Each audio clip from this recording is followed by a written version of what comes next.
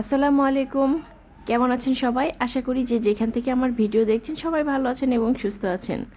আজকে আপনাদের জন্য খুব সহজ করে দারুণ মজার একটা কেকের রেসিপি নিয়ে এসেছি।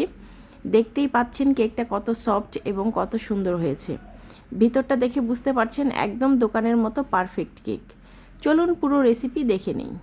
দোকানের মতো পারফেক্ট কেক বানানোর জন্য কিছু টিপস থাকবে আজকে। সম্পূর্ণ ভিডিওটি দেখলে আশা করি আপনাদের কেকও অনেক বেশি ভালো হবে, একদম দোকানের মতো। প্রথমে একটা বোল নিয়ে নিলাম, এর মধ্যে আমি 3টা ডিম ভেঙে নিব। আজকের কেকটি আমি 3টা ডিম দিয়ে বানিয়ে দেখাবো। ডিমগুলো ফ্রিজের না। আপনারা যদি একদম পারফেক্ট দোকানের মতো কেক চান তাহলে অবশ্যই ফ্রিজের ডিম ব্যবহার করা যাবে না। শুরুতেই ডিমগুলোকে খুবই ভালো করে বিট করে নিব। বিটারের স্পিড সবসময় মিডিয়াম রাখতে হবে, একদম হাইতে দিয়ে বিট করা যাবে না। খুব ভালো করে কিছু সময় বিট করে নেওয়ার পরে এখানে একে একে বাকি উপকরণগুলো মিশিয়ে নিব। আমার চ্যানেলটি একদমই নতুন, আপনাদের সাপোর্ট ছাড়া অবশ্যই সামনে এগিয়ে নিয়ে যাওয়া কোনোভাবেই সম্ভব নয়। তাই ভিডিওগুলো যদি একটু ভালো লেগে থাকে অবশ্যই চ্যানেলটিকে সাবস্ক্রাইব করে দিতে ভুলবেন না। খুব ভালো করে ডিমগুলো বিট করে নেওয়া শেষে এখানে দিয়ে দেবো এখন চিনি। চিনিটা একবারেই দেওয়া যাবে না, 3বারই চিনিটা দিয়ে আমি বিট করে নিব। অল্প অল্প করে দিব এবং বিট করতে থাকবো। এখানে 1/3 কাপ চিনি ব্যবহার করেছি, আপনাদের পছন্দ অনুযায়ী কম বেশি করে নিতে পারেন। চিনিটা খুব ভালো করে মেশাতে হবে, না হলে পরবর্তীতে কেকটা ফুলে বসে যাবে। এই সমস্যাটি অনেকের হয়ে থাকে, কেন হয় এটা অনেকেই বুঝতে পারেন না। এটা চিনি ভালো করে না গলার কারণে এই সমস্যাটি দেখা দেয়। ফোমগুলোকে আমি এক সাইডে রেখে এখন আমি শুকনো উপকরণগুলো একসাথে মিশিয়ে নিব। প্রথমে এখানে 1 কাপ ময়দা দিয়ে দিব। কেক বানানোর ক্ষেত্রে বাইরের যে খোলা ময়দাগুলো পাওয়া যায় সেগুলোই খুব বেশি ভালো হয় কেক বানানোর জন্য। 2 টেবিল চামচ দিয়ে দিলাম গুঁড়ো দুধ। গুঁড়ো দুধ দিলে কেকের টেস্টটা অনেক অসাধারণ আসে। এবং 1 চা চামচ দিয়ে দিলাম বেকিং পাউডার।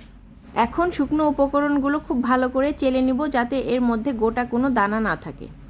দেখতেই পাচ্ছেন কিছু গোটা দানার অংশ বের হয়েছে, এগুলো যতটা সম্ভব হাত দিয়ে চেপে গুঁড়ো করে নিতে হবে। এখন আবারও ফোমগুলোকে খুব ভালো করে বিট করে নিব কিছু সময়। এভাবে করে আবারও কিছু সময় পর বিট করলে চিনি গোটা থাকার একদমই সম্ভাবনা থাকবে না, সম্পূর্ণ চিনি গলে মিহি হয়ে একদম ব্যাটারের সাথে মিশে যাবে।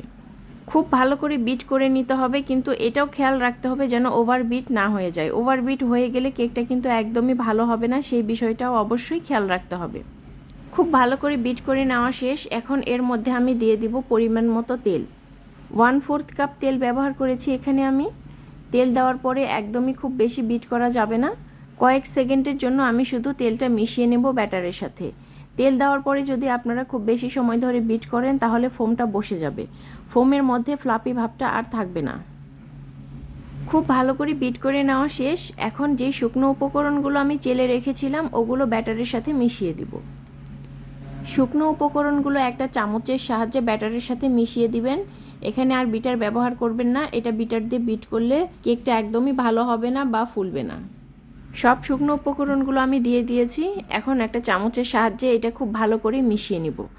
সব পরিমাপ যদি আপনারা একদম হুবহু ফলো করেন আমার মতো, তাহলে আপনাদের ব্যাটারের ঘনত্বটাও ঠিক এরকমই হবে। মাখানোর পরে আমি দেখিয়ে দিব যে আমার ব্যাটারের ঘনত্বটা কীরকম হয়েছে।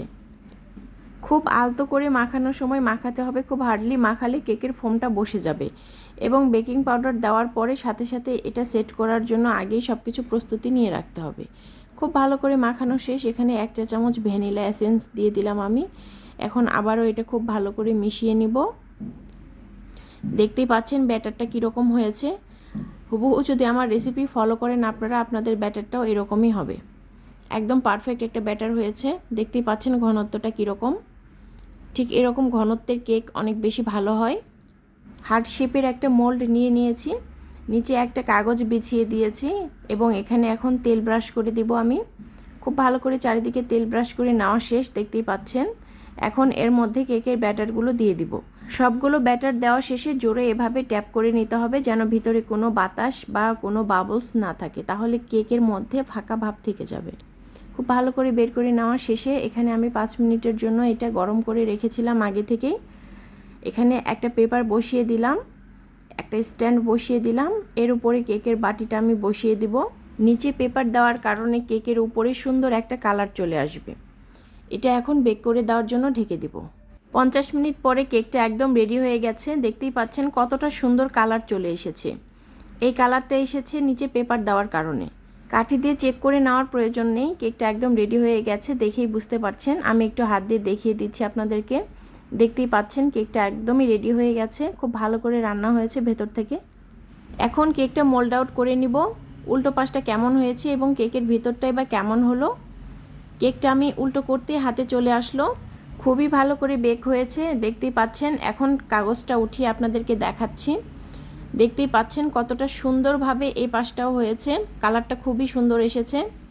ভিডিওটি আপনাদের কাছে ভালো লেগে থাকলে অবশ্যই একটা লাইক দিয়ে দিবেন ভিডিওতে। কাগজগুলো আমি উঠিয়ে নিচ্ছি। কতটা সুন্দর হয়েছে দেখে নিশ্চয়ই বুঝতে পারছেন। চাইলে এই কেকটি আপনারা হুইপড ক্রিম দিয়ে সাজিয়ে ডেকোরেশন করতে পারেন। বিভিন্ন অকেশনে বাইরে থেকে কেক না কিনে নিজেরাই বাসায় বানিয়ে ফেলতে পারেন। এতে খরচের দিকটাও কমে যাবে এবং নিজেদের পছন্দ অনুযায়ী কেকও বাসায় বানিয়ে নিতে পারবেন। বাইরে কেনা কেকের থেকে বাসায় হোমমেড কেকের টেস্ট অনেক গুণ বেশি। এখন কেকটা কেটে দেখাচ্ছি ভেতরটা কেমন হয়েছে। দেখে নিশ্চয়ই বুঝতে পারছেন কতটা সফট হয়েছে। ভেতরটাও মাশাআল্লাহ অনেক সুন্দর হয়েছে, একদম পারফেক্ট বাইরের দোকান থেকে যে কেকগুলো আমরা কিনে থাকি ঠিক সেরকমই হয়েছে। আজকের ভিডিও এই পর্যন্তই। আবারও সামনে নতুন কোনো সহজ রেসিপি নিয়ে হাজির হয়ে যাব। ততদিন পর্যন্ত আল্লাহ হাফেজ।